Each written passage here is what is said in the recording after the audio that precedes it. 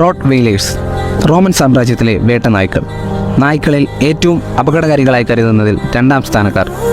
പല രാജ്യങ്ങളിലും വിലക്കപ്പെട്ട നായ. മറ്റു പല രാജ്യങ്ങളിൽ police dog, best guard dog, അന്തർക്കുള്ള വഴികാട്ടി എന്നിങ്ങനെയും ഉപയോഗിച്ചു വരുന്നു. കേരളത്തിൽ ഇവർക്ക് ഒരു പ്രത്യേക ഫാൻ ബേസ് തന്നെയുണ്ട്.